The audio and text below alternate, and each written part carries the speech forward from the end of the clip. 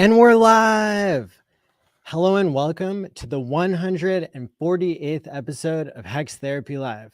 I'm your host, Maddie ALLin. I've got a great show for you tonight. We're going to talk about why the price of cryptos are popping off.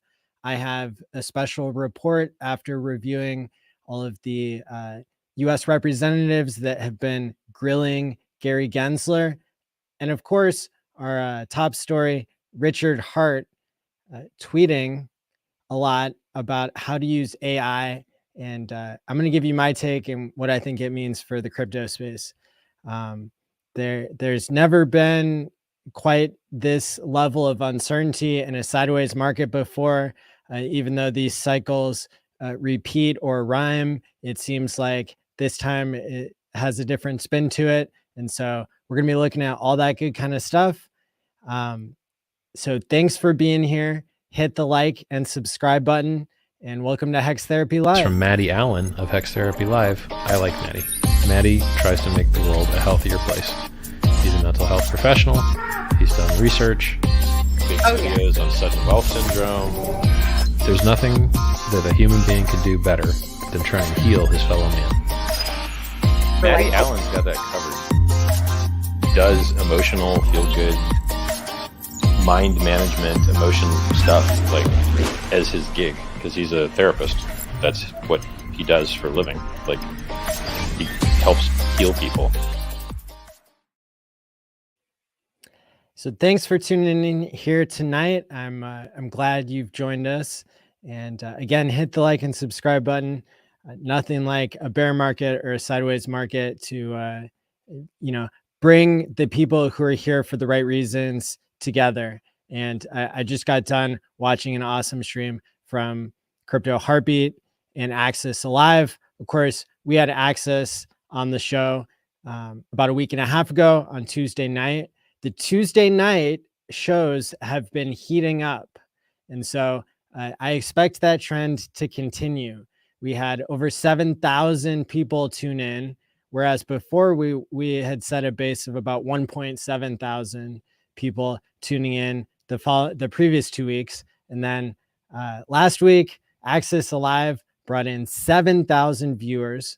And of course, these aren't TikTok views. These are 25 to 30 minute views a piece. That's the average. And so that was a great show with Access. He's always a crowd favorite. And then another person who's super popular for good reason is Johnny Chaos, was on the program on this past Tuesday night, and we talked for about 3 hours. It was really incredible, and the feedback we got from the show, even though maybe the first few minutes talking about BitBoy wasn't as highly advisable, I think the conversation just picked up from there and got really technical, really practical, and that's another reason why we love Johnny. So definitely make sure that you've checked out those streams. And then coming up, we're going to have more and more great guests on Tuesday nights.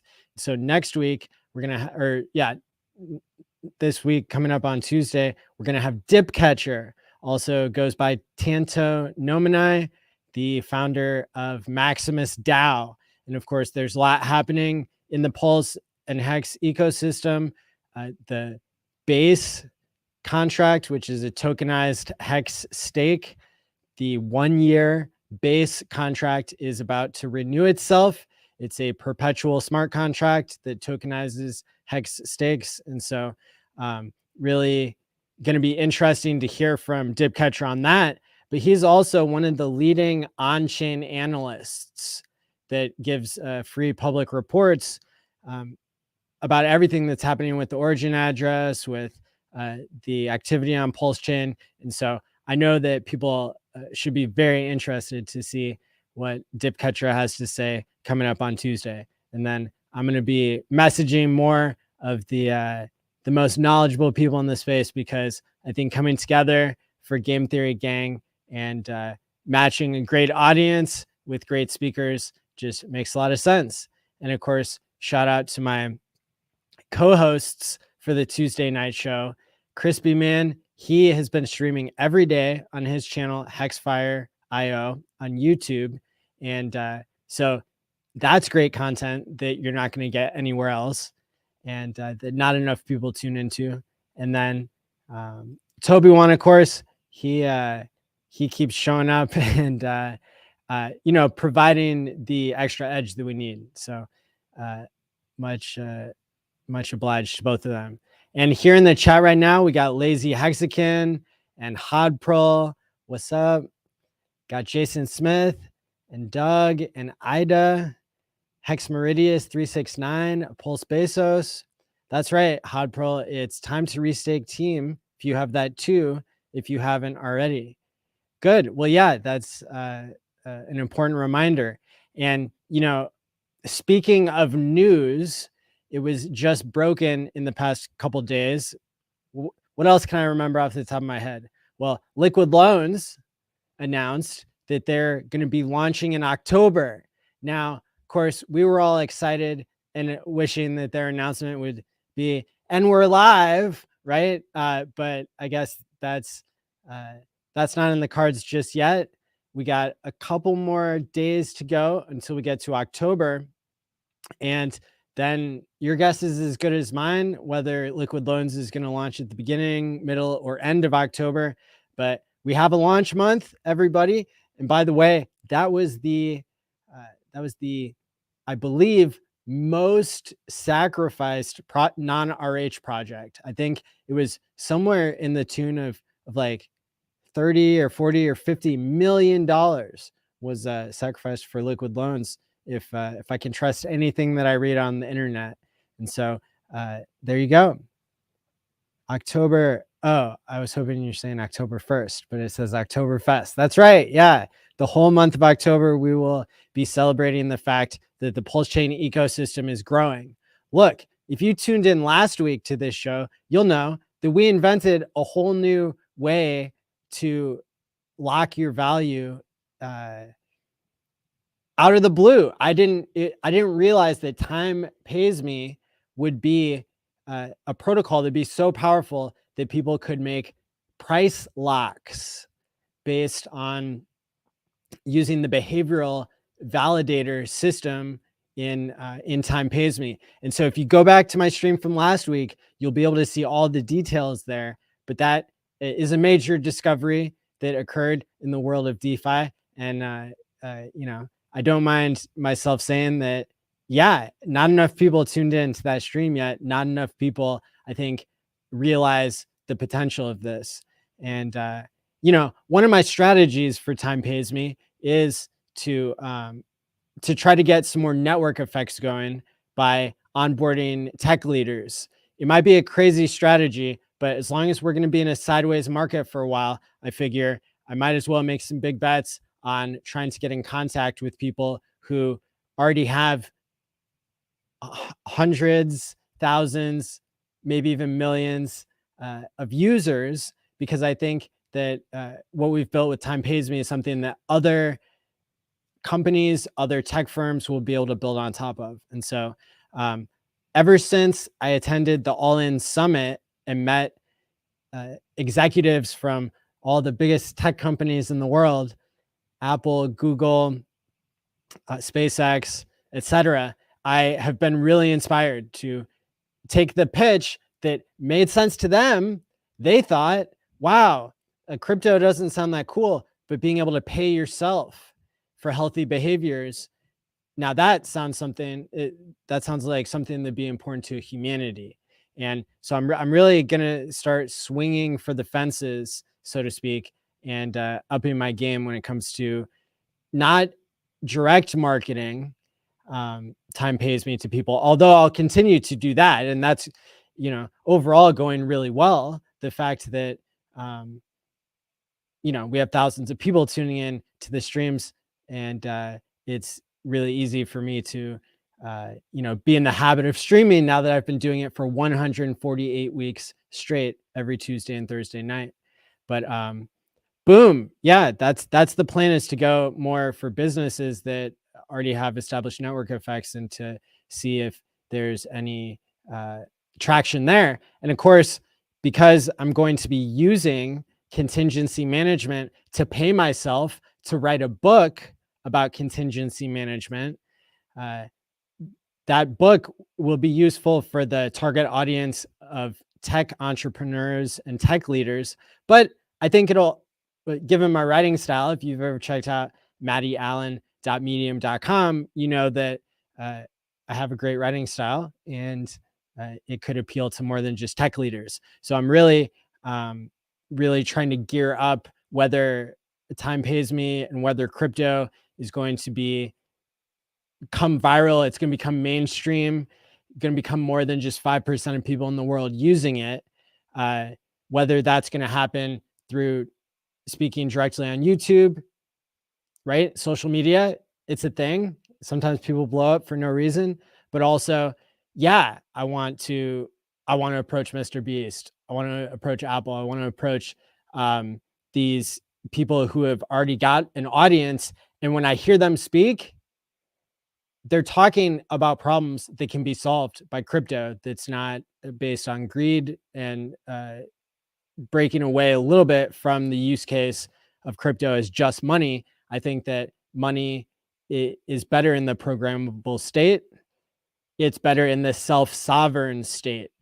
It's better when you have control over your own money, when you can undo a hack, and now you're capable of taking on more responsibility with your money.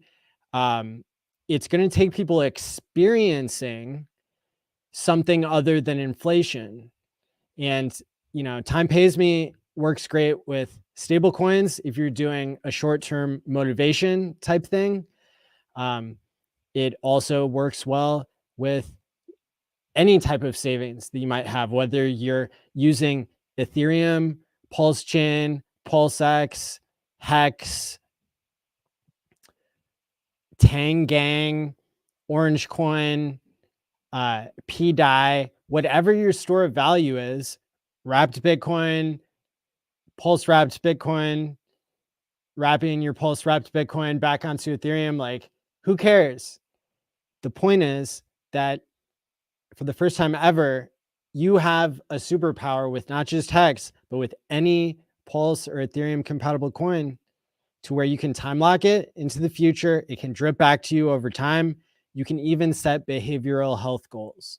And it's, a lot less scary to have programmable money when you're making the rules and you're doing the programming versus the mainstream to be China's doing the programming, right? So as you can tell, I care a lot. I'm passionate about this, and that's why I bring it up every stream. But there's a lot happening in the PulseChain ecosystem. As I said, liquid loans, they're about to crush it. We got Time Pays Me up and running. You got Fame, I think, some sort of like futures leverage trading thing that's happening now.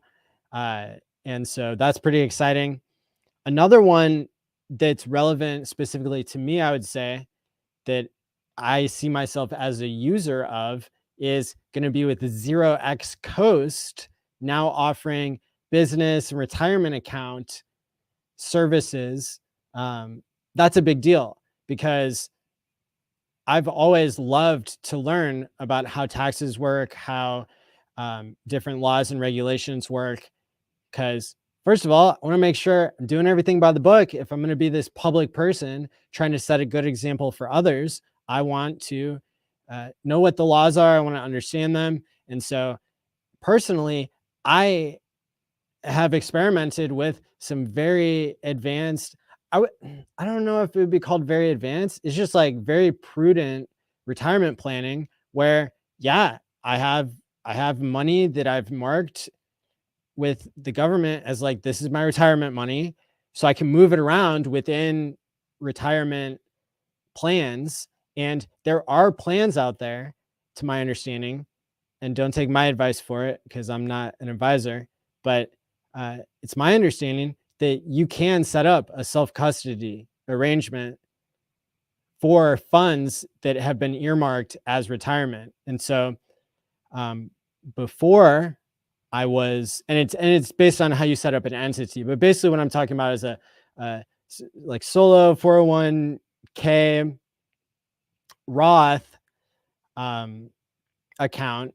and there's a way to do that with crypto self-custody if you set up the right entity, et cetera, et cetera. And we'll have Toby Wan speak about that at some point in the future. I know that we'll find the right medium for it because not everybody's interested in taxes, but why should you care even if you don't care about exotic or prudent tax structuring is because 0x Coast is going to be, they're going to have a stablecoin. They have a stablecoin on Pulse and a direct fiat on-ramp and off-ramp. That is a really big deal because we've even seen, an example of people tweeting yesterday about imaginary horribles. Maybe I'll get into that later, but the point of the matter is having Coast is a lot better than just having Ethereum. Having Ethereum is great. That's where all the value comes from already. It'd be great to have more ways to bridge in value from the real world on and off ramp. 0x Coast is doing that with their stablecoin. Congrats to them. Would love to have them on sometime again. And Liquid Loans is also a protocol that creates a stablecoin. So why do people care so much about stablecoins? Well, stablecoins are part of what gives crypto value because you can set up trustless liquidity pools. You can use the Uniswap contract, even though we don't like Uniswap the company because they censor HEX on their front end. You can't censor HEX from the blockchain, from the internet. It's very hard to. And so, for me, if I'm buying HEX, which has been pretty juicy these days, pretty low prices, I use cow.fi, COW.FI. That's where I go to swap, connect my MetaMask. The cow isn't just some stupid food or animal name for a token. In fact, cow stands for coincidence of wants. And coincidence of wants is an economics term. It's like when two people want the same thing at the same time, that's a coincidence. And most of the reason why we use money and a world reserve currency as the unit, as the mechanism of exchange, as the medium of exchange, is because the person who's the fisherman or who's growing crops, maybe the amount of crops that they would give somebody for a car or for like new farm equipment be more than that one person would eat. And so in the economy, you need to have a money to be the medium of exchange, the store of value. Unit of account is how you psychologically account for the changing prices of things and how much buying power you have. Those are the three functions of money, according to economists. And there's like a fourth one that they say sometimes that is like related to the other three. So I don't count that because I think the fourth function of money is to be able to pay yourself to have motivation to start healthy habits. And, just like an employer would pay you to do something you wouldn't otherwise necessarily do, or to just give you greater value and greater appreciation for doing what you might already love doing. Not everybody loves their job, but some people do. I see a world where people can pay themselves in much the same way, only using programmable money, which has the advantage where you can program rules in, like with Time Pays Me. So beautiful, beautiful future that we can imagine. And having stable coins helps give crypto value. Having the ability to use Uniswap, that's as big of an invention as Bitcoin ever was. It's a big deal. And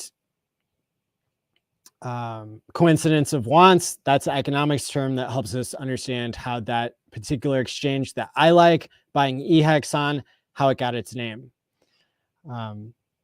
So lots of really cool stuff happening in the space. Liquid loan stablecoin, Coast stablecoin. You know, there's something that Dipcatcher tweeted here this week that was kind of horrifying, and he was explaining, like, here's an imaginary excuse me, here's an imaginary but totally possible horrible for you guys. If USDT can simply add the HEX contract to the blacklist for no reason, it can add the PulseChain bridge address to the blacklist and disable the 13 million USDT that has been bridged over.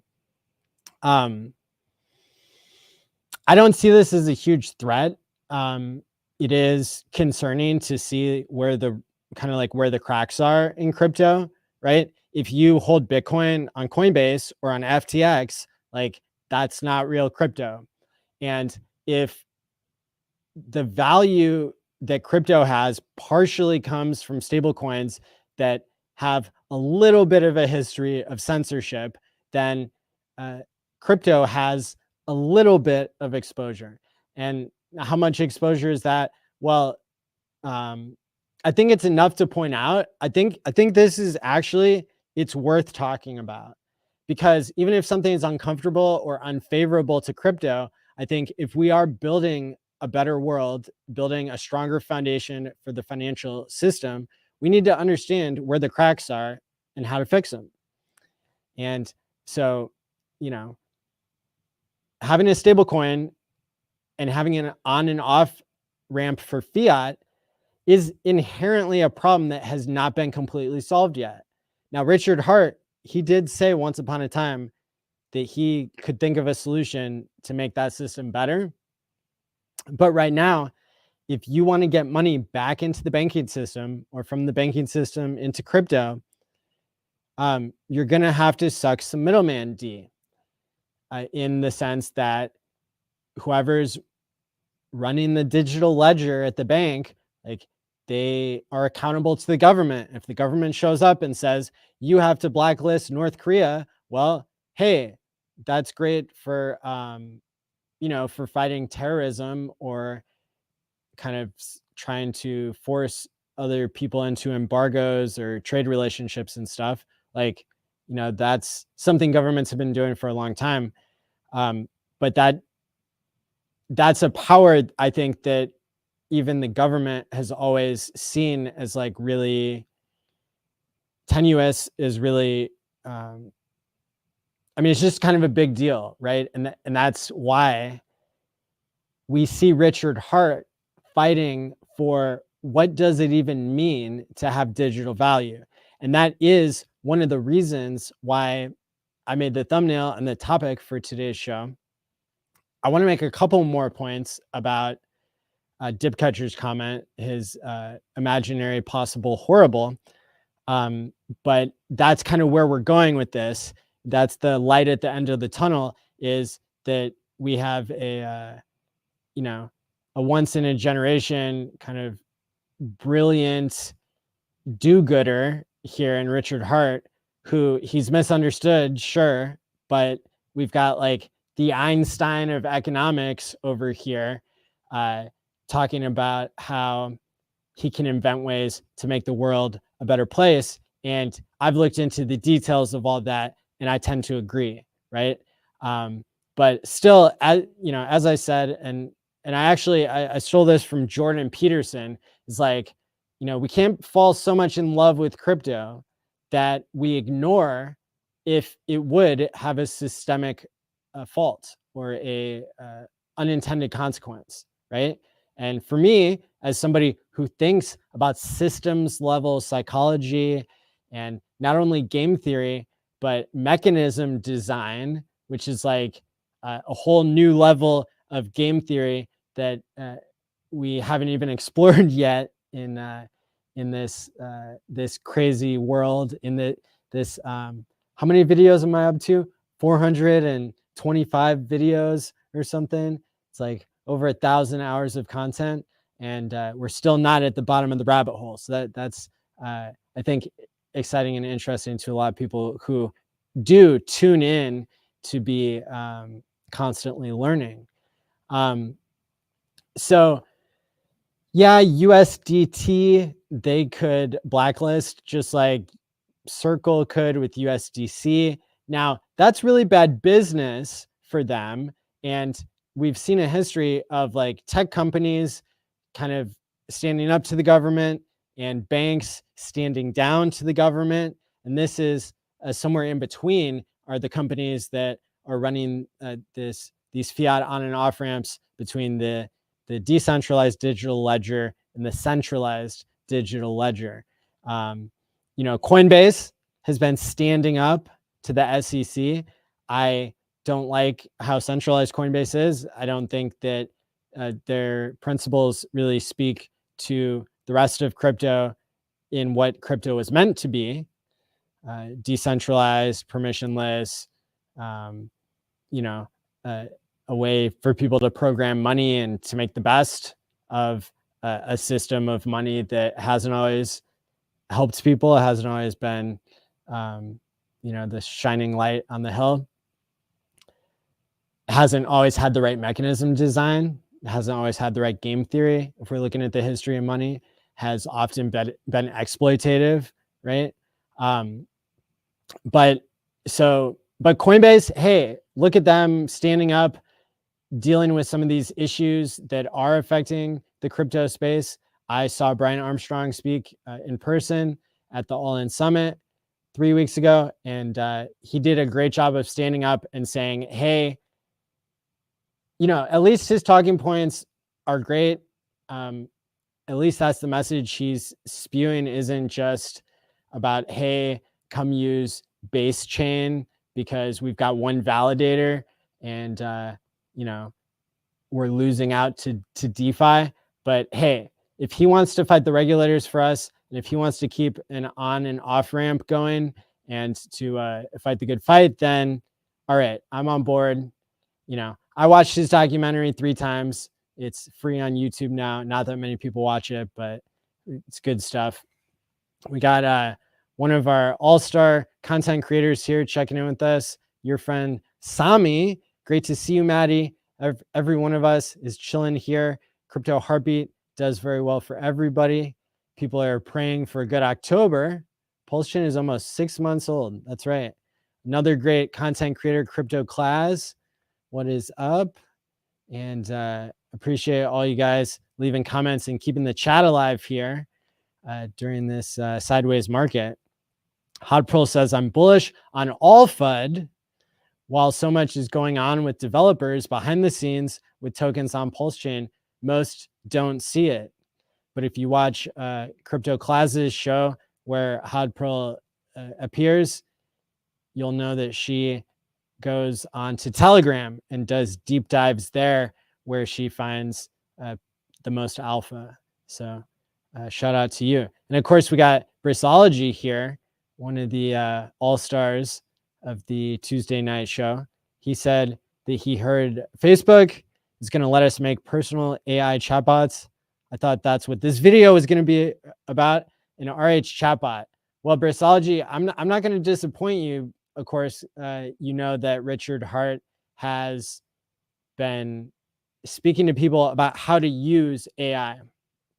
And, I did want to do a little bit of clickbait, although I typically can follow through with some good insights.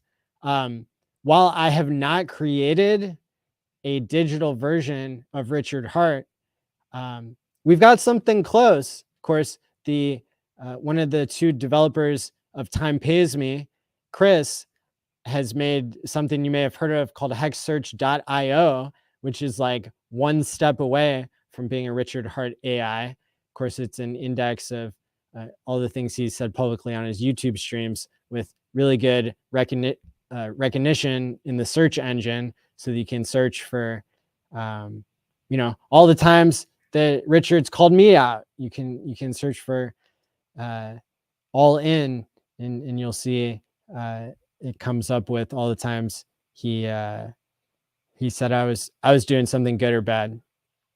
And yeah, I mean, the AI stuff, it's going to be leaping forward here very soon. In October, I think October 1st is when OpenAI is going to release to their $20 a month users the ability to use DALL-E 3, which is a better image generator than Midjourney. So we also saw that they've released, I think today, the ability to analyze an image. So you can feed an image into ChatGPT now, and it will read it. It'll make sense of it. And there were some great examples today on Twitter. So I think we're very close to, to being able to have a Richard Hart AI. But I think the real one, he'll be back here soon. Maybe not soon, but he'll be back eventually. I don't think he's pulling a full Satoshi here. But yes, that's where we're going with this episode, is having to do with the meat and potatoes of what Richard was saying. He was saying you got to use the AI to help teach the government what they need to know about crypto, because what's in the mainstream, what's been misrepresented by centralized entities such as FTX, Celsius, BlockFi, Mt. Gox, the list of billion-dollar frauds is a mile long. And but we got to get our voices out there. We got to weigh in.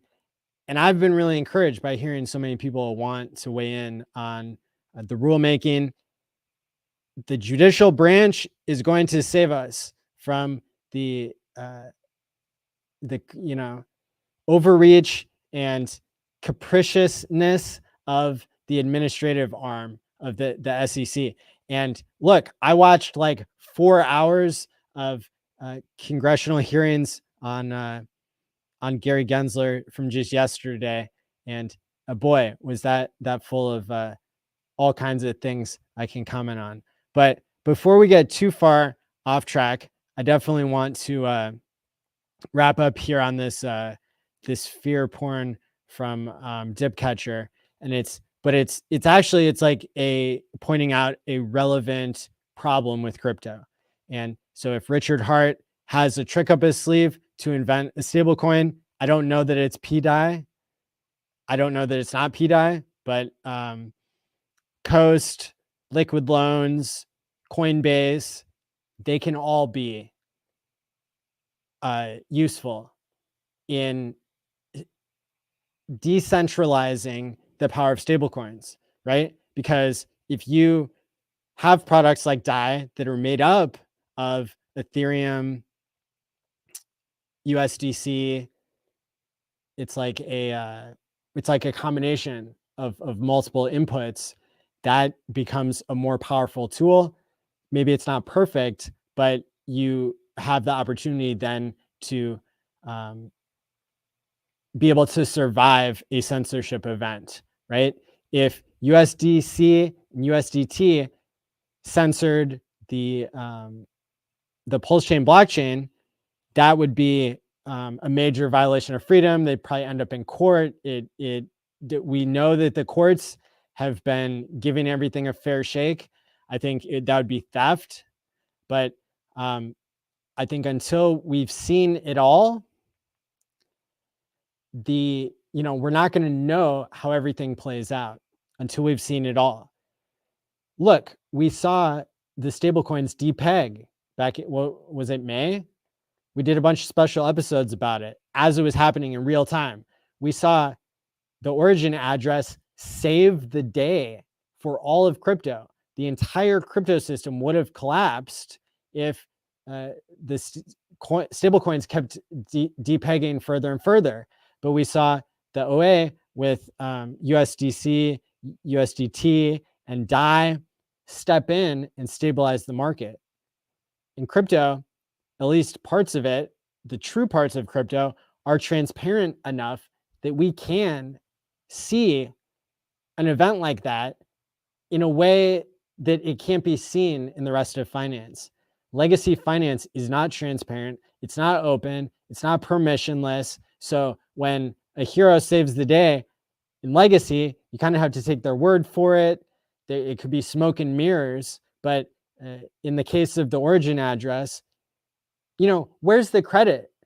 Where's the credit where credit is due from the rest of the crypto space? I have not heard anything from Brian Armstrong, from CZ, from all these tech billionaires who are known for crypto. Why are they not thanking the tech billionaire Richard Hart for saving crypto back when the stablecoins were depegging, when the market was losing faith? They can do chain analysis. What they haven't done their research on one of the most important events in the history of crypto, when you had tens of billions of dollars of stablecoins, the value of that being threatened, when you had banking relationships being cut because of rising interest rates, because of who knows what. I mean, we never got to the bottom of the political side of things when it came to the banking relationships that were threatened because of the stablecoin relationships, right? We never got the answers there that we were looking for. All we saw were accusations and rumors. But on the crypto side of things, we did get the full story because it happened on chain, right? So that's a perfect example of what the truth looks like these days when it comes to these financial wars and financial improvements, I would also say. That brings me to another point that I definitely wanted to make, which is like, okay, so Richard Hart isn't getting the credit that he deserved, like the origin address, the HEX ecosystem is not getting the credit that they deserve in terms of like saving crypto from the stablecoin collapse in May. Why is that, right? And part of the story some people have put together when it comes to Richard Hart having like vampire attacks the Bitcoin community by doing an airdrop of HEX back in the day. It was like categorized more like a free claim. OGs can argue with me. Technically speaking, it was a partial UTXO fork of Bitcoin, because you had like a silly whale penalty. You had the Mt. Gox coins being like cut out of being able to free claim for Bitcoin, but nonetheless, it was a free claim. People look at it more as an airdrop. It was kind of contingent upon like a certain locking period if you wanted to claim your 10,000 free HEX per Bitcoin. But I don't think Richard Hart is hated just because he's a billionaire or just because he forked part of the Bitcoin community. Me being one of the Bitcoiners who defected in favor of, time locking, in favor of Richard presenting a more compelling case for crypto. I don't think Richard is hated just for those two reasons. I think the third reason is that he kind of sacrificed his reputation knowingly, and that the outrage marketing is often taken out of context by people outside of the HEX community. My theory, which of course I've never asked him, so I don't know, right? I'm not, I'm not here giving you any information that isn't pure speculation. However, it makes perfect sense to me when I go back and study the timeline of when Richard started outrage marketing. It seemed like that was when HEX was going parabolic, the price. And everybody knows how the price parabola ends is a bubble forms. And it happened in Bitcoin when Bitcoin started. It happens in Ethereum when Ethereum started. And it's like a first cycle curse. It's like you have this crazy parabolic move of something that's not a rug pull. HEX is one of the few coins ever created where the founder didn't didn't sell a major portion of tokens. There's never been a single token sold by the founder, but and that's provable on chain, right? So take that. The point is, I believe Richard was trying to stop people from buying HEX when he started his outrage marketing, because that's exactly the effect that it had. And people within the community were outraged, and then I said something and he didn't knock it off for a long time. And anyway, that's the type of kind of not secret signaling, but that's the kind of sacrifice that I could see, me feeling like I have a pretty good grasp on who Richard is. I could see him trying to save people from themselves, not just through a smart contract, but through himself not promoting HEX in a way that would be attractive to people when he knew that HEX was already at the top of its parabola for cycle one. He even said it's falling out of its parabola. And of course, another thing that's unique about HEX compared to other cryptos is that HEX peaked, it had its all-time high before Bitcoin did. And the rest of the alt market always peaks after Bitcoin. Ethereum always peaks 2 weeks after the Bitcoin high, almost to the day, the last 2 cycles. Alt season doesn't start until after the all-time high of Bitcoin. And so I find it extremely fascinating that HEX peaked first. Outrage marketing was already there, so people stopped buying. New people just didn't get it anymore. And that could have been a way that Richard helped protect people. Now, look, if you haven't spent hundreds of hours analyzing Richard, maybe you're seeing it as cope or seeing it as too generous of an assumption. But I'm going to tell you when something doesn't add up. I'm going to tell you when I put something together. It's just like the example of the comment by Dipcatcher that crypto has this weakness in the fact that stablecoins can be turned off at any time, theoretically. Although, again, the political backlash, the lawsuits, maybe the government can get away with it for North Korea. I don't think they could get away with it from the rest of the crypto space, especially the part of the crypto space that's saving and propping up the rest of the market, making the market more predictable and stable, would be way out of character and way out of line. And I would say highly illegal for a government, for an administrative arm of the government to act against the best interests of the people.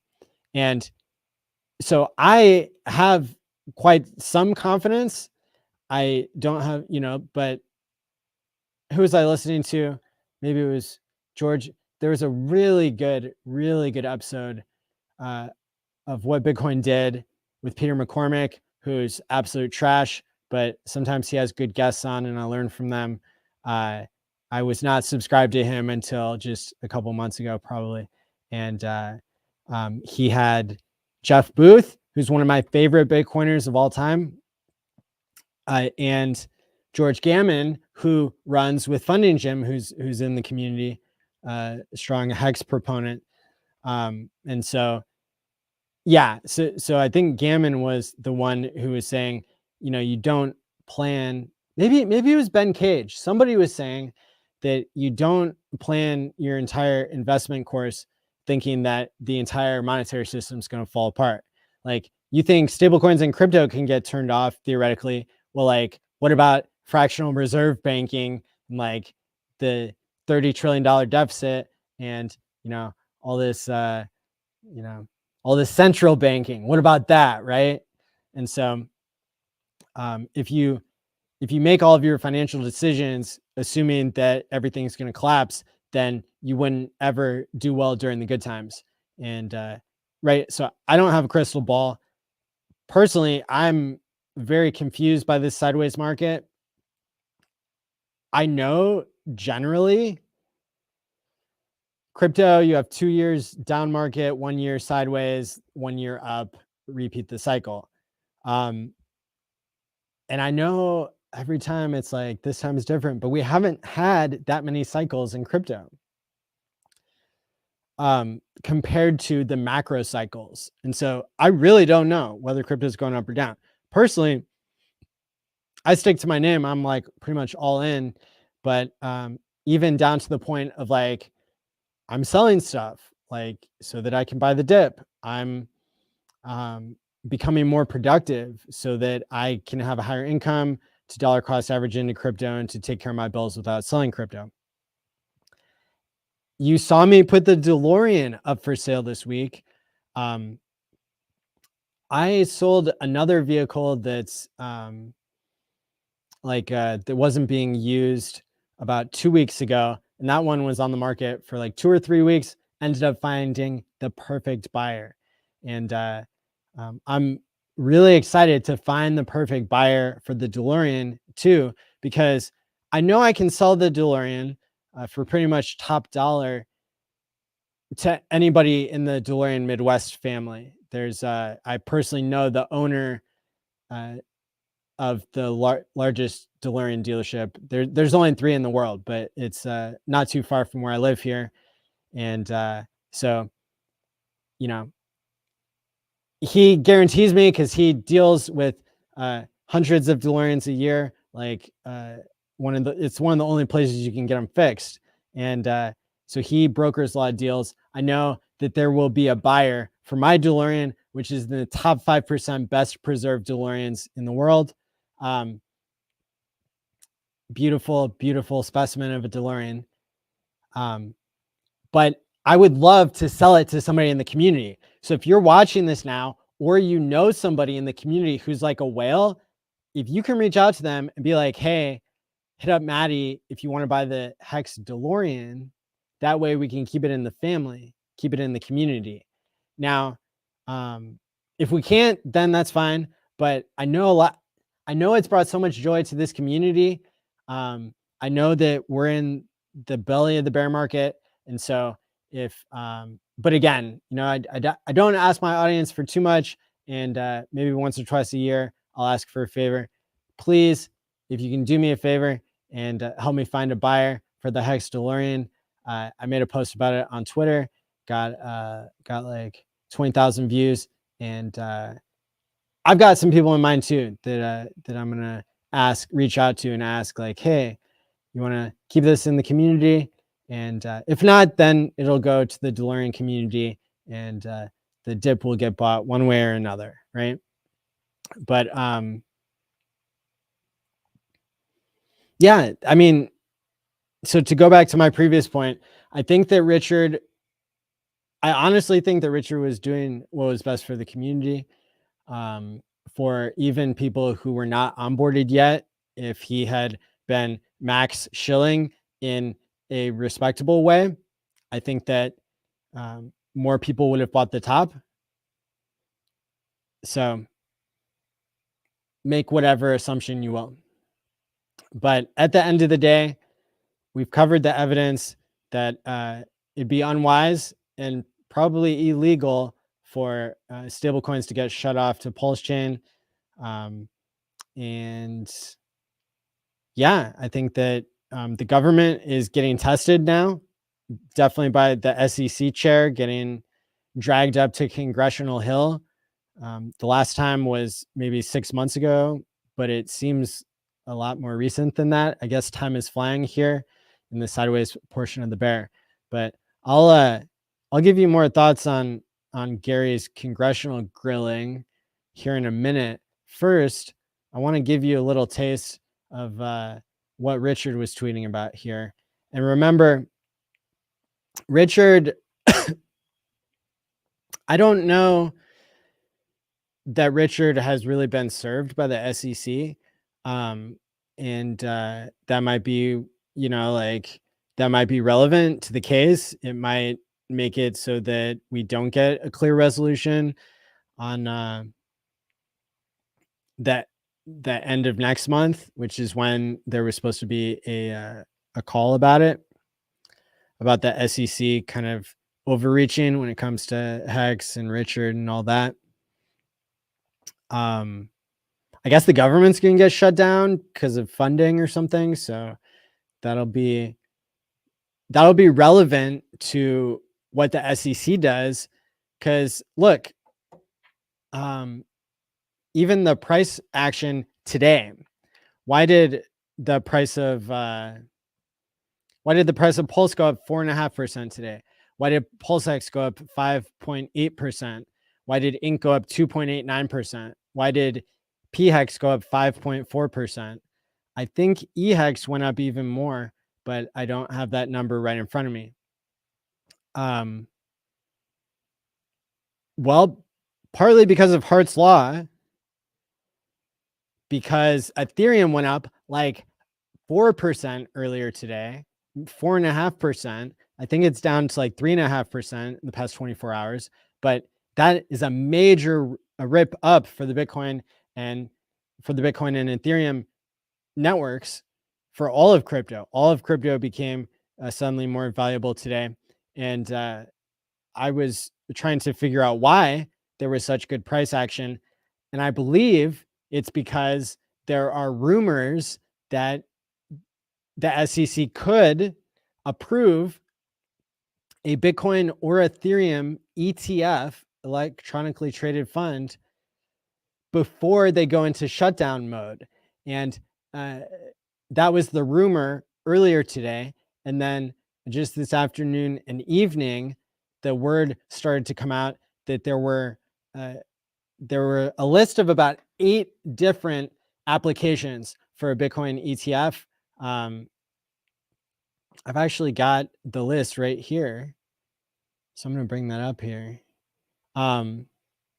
Okay, here I'm gonna give you my sources. How about that? Okay, so there was a rumor here on Twitter with somebody's 132,000 impressions.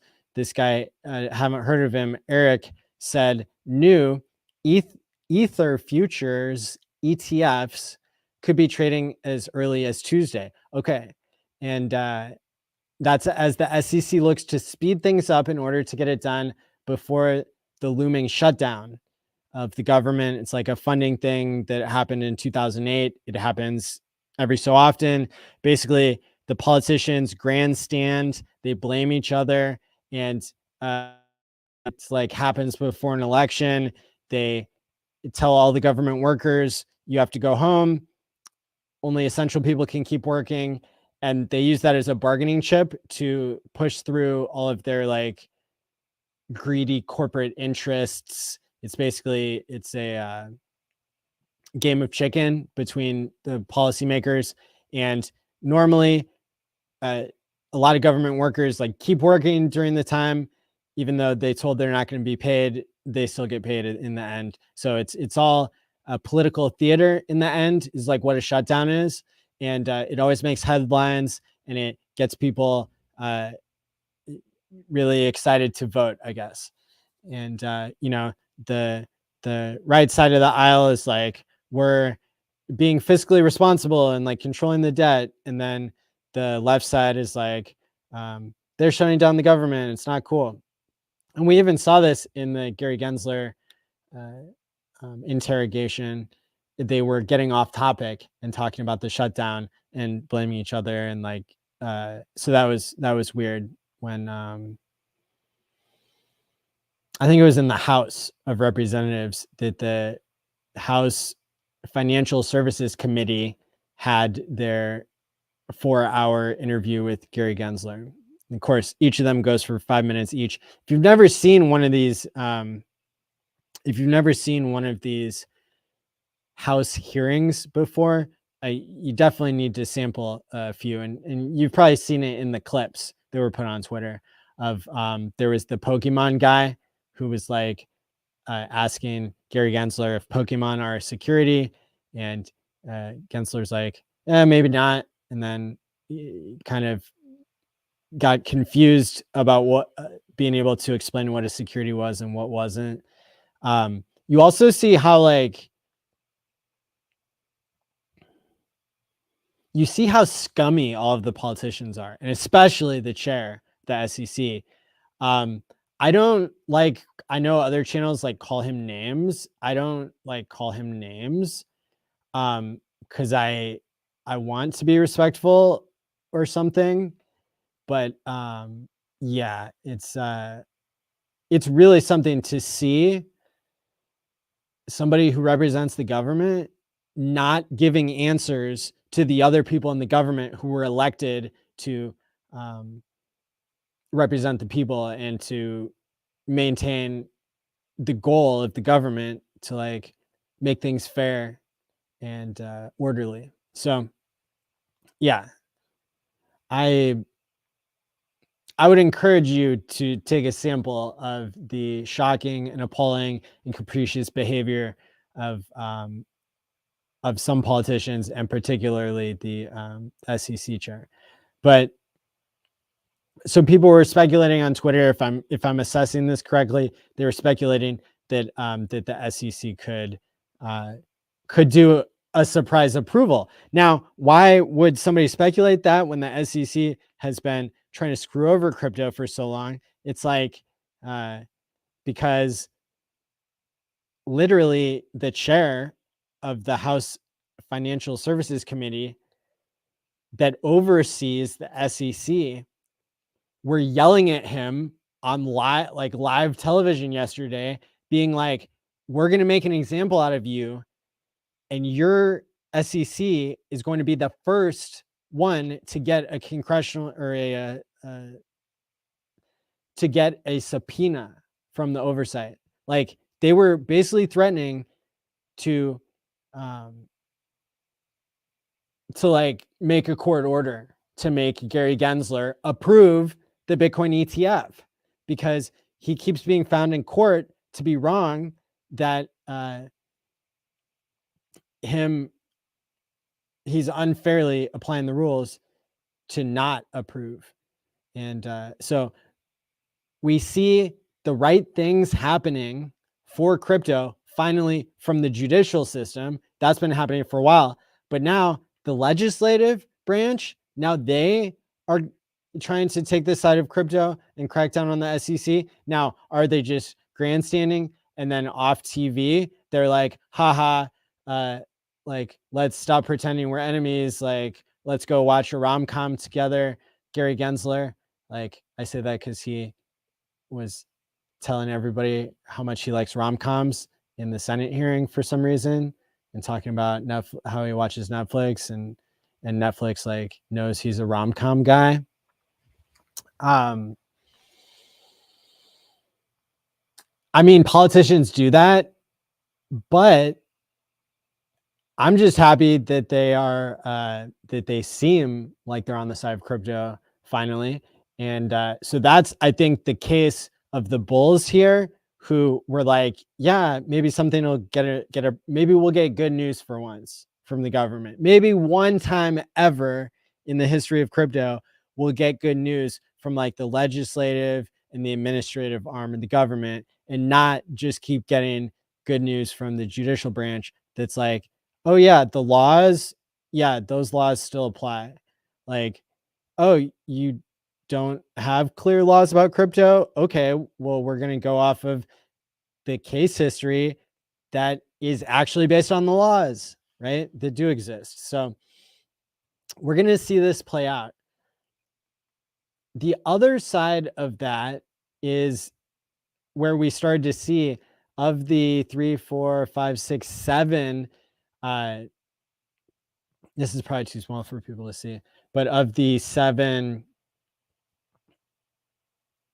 upcoming ETF Bitcoin approvals that are scheduled to have a deadline from the SEC in the next 3 weeks, well, the SEC is planning to be shut down for the government shutdown. Oh my gosh, can't make this stuff up. the SEC is planning to be shut down by the government budget process, and and so they started firing off at least 3 I saw earlier today, non-approvals for the so they normally wait until the deadline because they're trying to drag it out and be assholes and create uncertainty in the market. But in celebration of the upcoming shutdown, they're giving their denials early. And so I don't know. This has all been playing out in the past 2 days. Chair of the SEC gets dragged onto Capitol Hill, gets told very explicitly, stop screwing crypto or else we will make an example of you for the first time in US history. Shutdowns happening for political purposes, and then giving denials out early. All of this is unusual behavior, right? I can see a case for the bulls. I can see a case for the bears. I can see a case to go sideways. Yeah, where it's headed. But I know that things are heating up. I know that this could start to be an exciting time. And, I guess place your bets accordingly. We got Van Eck is the Ethereum ETF that's supposed to be ruled on. It looks like it says by Christmas. But look at all these denials. It's been like years and years of this, right? Grayscale tried to file their ETF in 2015, right? So it's been years and years and years of unfair denials, or you can make the argument because the basis of the court case, the reason why the courts found that the SEC should be approving the futures or the ETF for Bitcoin is that already we have a futures market for Bitcoin that's traded on the CME, the Chicago Mercantile Exchange. And guess what? That price has matched the real price of spot Bitcoin for a long ass time. And we only got that. We got the CME approvals for Bitcoin futures contracts, which that's not settled in Bitcoin, by the way. So it's more of a paper, as I understand it. The original version of the futures contracts for Bitcoin were not settled in Bitcoin. I think maybe another version came along that is settled, and definitely the ETF. That's the cool thing about the ETF is it's settled, which makes a difference to the price of the underlying asset. We got that the CME futures launched on the day of the Bitcoin top in 2017. So the 2017 top of 20,000 Bitcoin, that's right after I got into crypto. I rode the bull from June of 2017, $2,500 Bitcoin, all the way up to $20,000 Bitcoin. Was that around the end of the year? That year, about 6 months later. And then, of course, we know that the price fell all the way down. The point of the story, though, is that there has been one step closer. There's been evidence being formed that the court's looking at now when they tell the SEC, you have no right to deny this Bitcoin ETF. So that's the breakdown. I bet you guys who are really interested in all this are probably enjoying the commentary here, because I guess it's not every time that I go this deep, but you better believe, as always, I study this stuff nonstop. I'm always learning, and I guess sometimes the information just comes out. So that's what's going on with the SEC and the courts.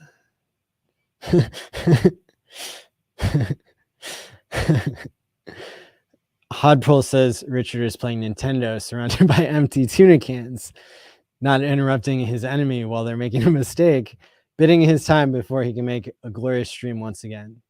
I've never lost faith in the king. There you go. Didn't Richard call the top? Well, he sure did. Thank you. Anyone spoken to RH recently? I don't know. Not me. Let's see. So, what did Richard call for action on? He said, this is a brilliant tweet. It's super long. I'm not going to read it all because I know you all have eyes, but let me give you the gist of it here. He said, this is earlier today, I believe. What does doing your own research look like? Asking AI stuff. For instance, a simple experiment.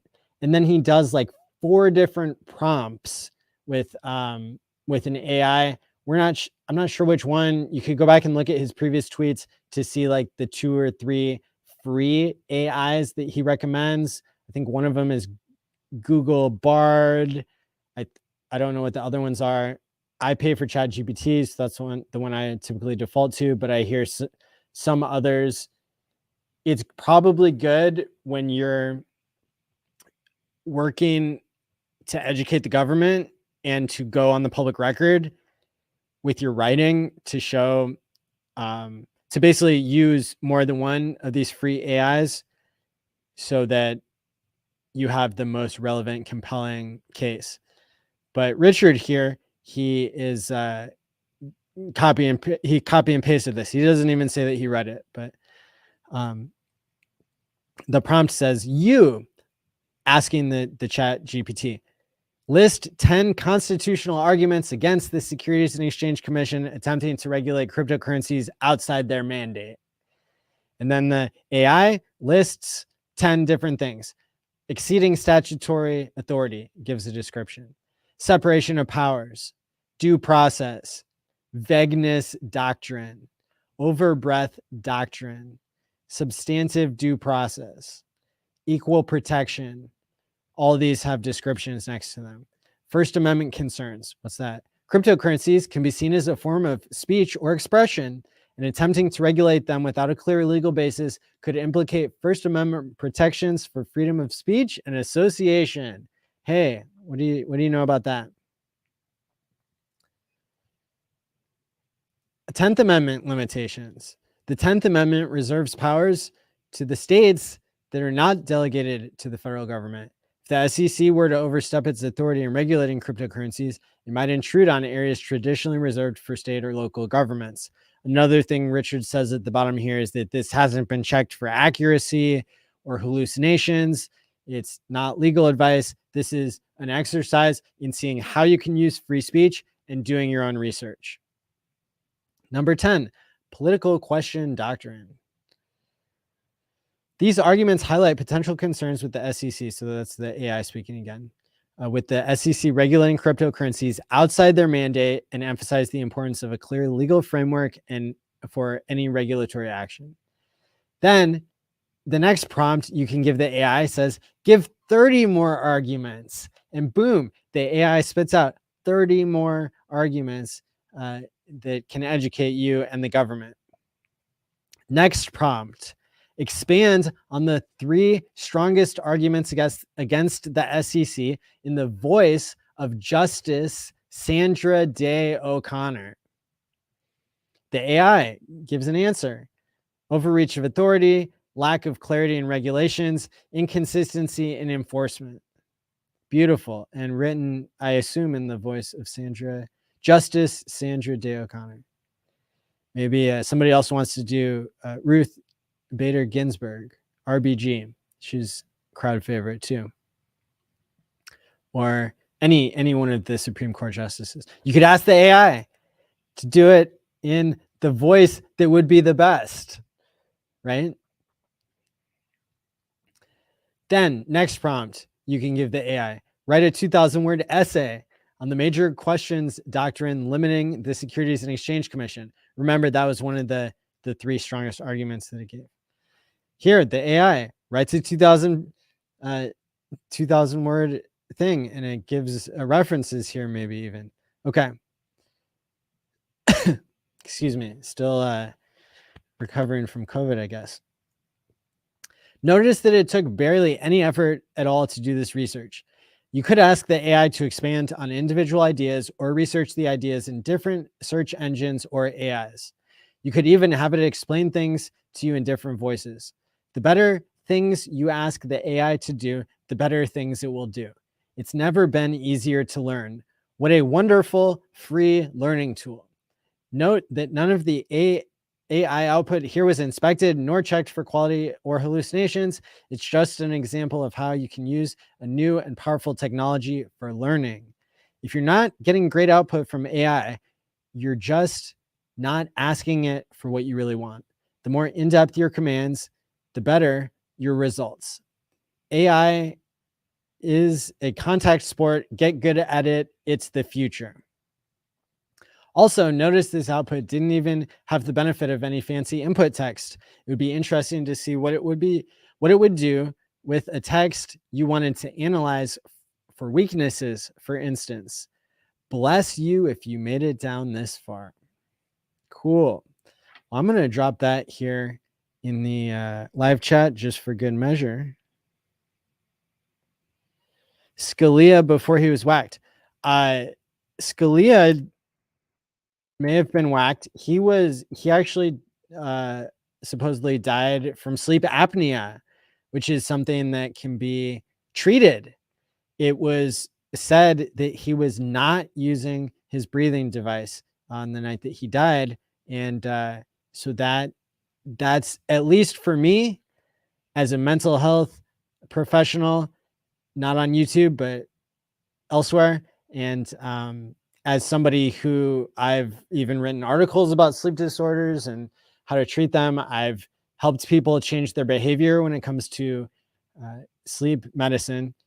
Definitely, if you have sleep apnea, your life is going to be way, way, way, way better if you use a breathing machine. Definitely. You think more clearly when you're not suffocating on your throat closing in the middle of the night when your brain stem falls asleep. So there you go.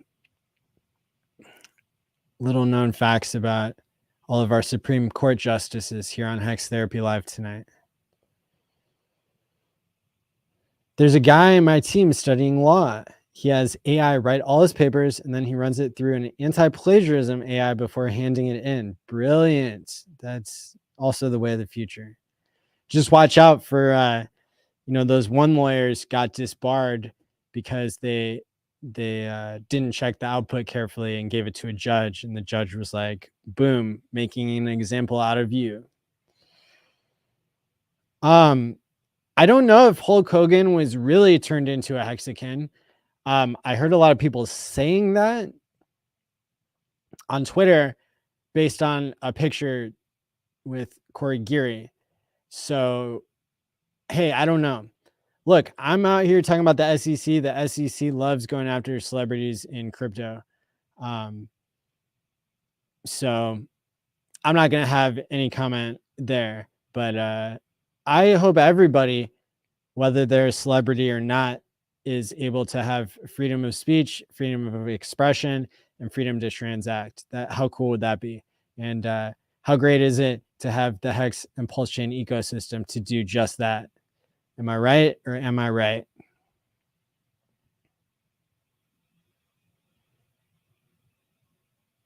"2024 will be a hell of a year."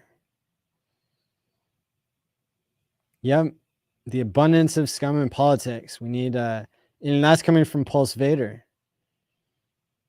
Since Chase Bank is no longer crypto friendly, are we using credit unions now? Or is there a bank that is crypto friendly? Got to be able to on-ramp my fiat. Yeah, banks are very regional these days.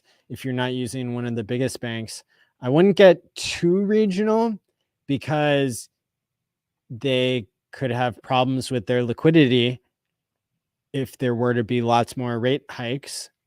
But if you can find another big bank that has a good relationship with crypto, it might be worth it. But it'll be based on where you live, certainly. At least that's what I find. Got the official amount that HEX is up on the day is 8.73. Yeah, look at that.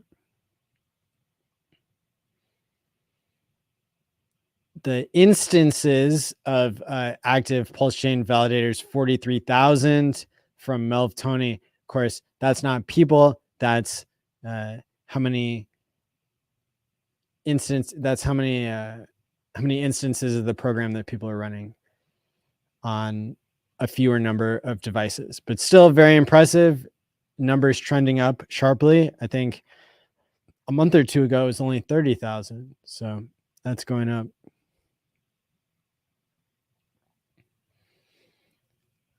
Wake Dog is proposing to Hodpril in the comments here.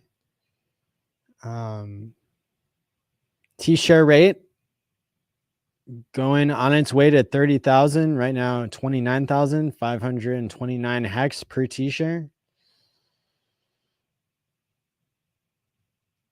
I don't know who RH has spoken to recently. I would imagine that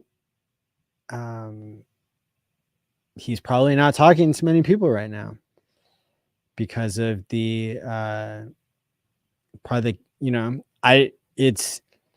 this is something we don't know. And welcome to Decentralized Crypto, where it's okay to not know, because Richard, he is not the he's great. We love him. We want him to come back, but he's not required to make this system work.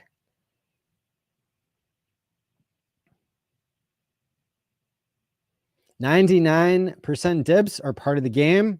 Hodpril may have been in Bitcoin long enough to see some major dips here.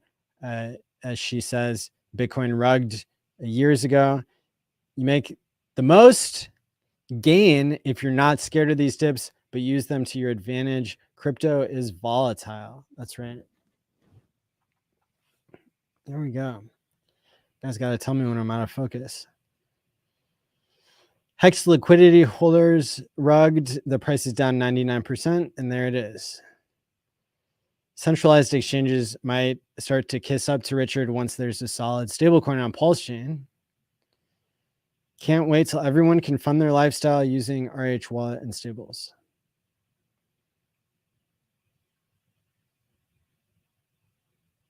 Yeah, RH kind of promotes the opposite of what a centralized exchange is, so he's not going to get their favor anytime soon, probably. Although it depends if they really mean what they say. Like Brian Armstrong, you can come back to the true form of crypto, the pure form of crypto, anytime you want, my friend. Like, I'll welcome you with open arms. Bitfinesse, on the other hand, will probably not be so generous.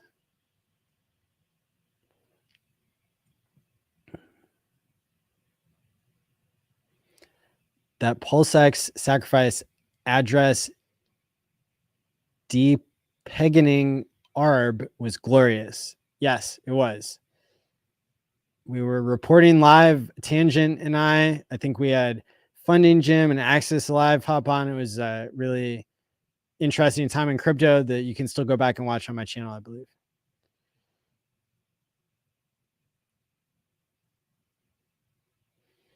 Said you can run Stable Diffusion locally for maximum AI image generation with minimum image generation censorship. Interesting, Hodpril. Good to know. I remember when Jack Levin and Jim Rat Crypto were teaching everybody Stable Diffusion quite some months ago.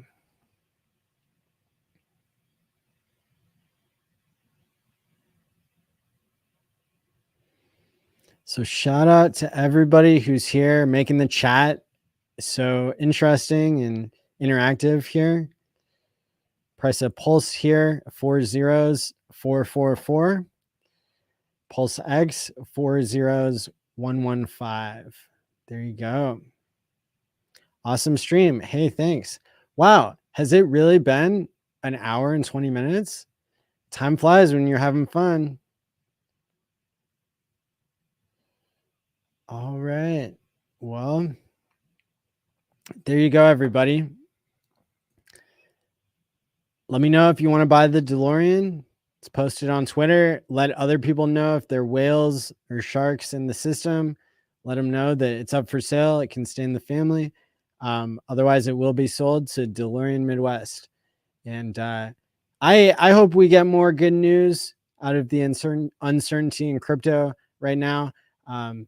It's been a long bear market, the longest one in history, and I can't wait for up only, right?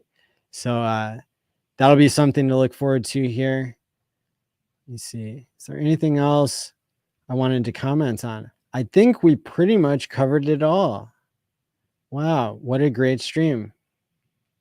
So if you don't have a hardware wallet, I think 300 people have bought them off of my referral link. It's the same price for you, helps support the channel, and definitely something that will improve your sleep at night if you're holding a lot of crypto and want it to be secure. Also, why not play with timepays.me? If you get bored this weekend, you can take a look. There's a tutorial on the Twitter page, x.com/timepaysme.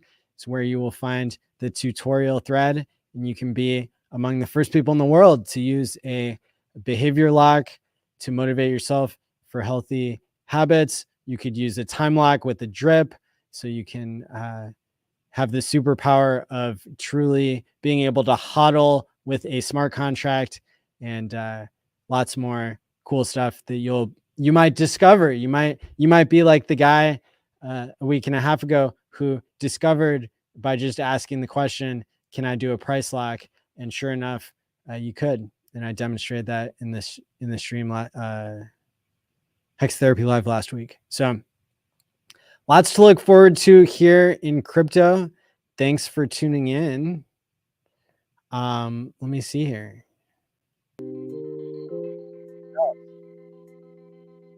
Let me see if anybody else.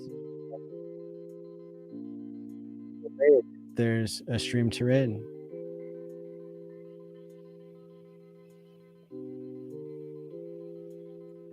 Does not look like anybody is streaming at the moment. I saw some crazy shit from Lex Friedman and Mark Zuckerberg.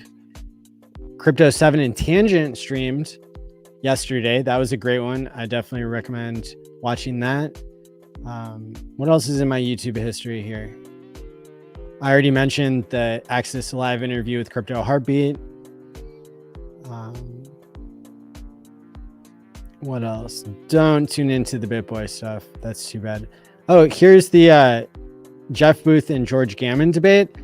It's so fascinating to me because normally Bitcoiners aren't allowed to talk to anybody who disagrees with them at all.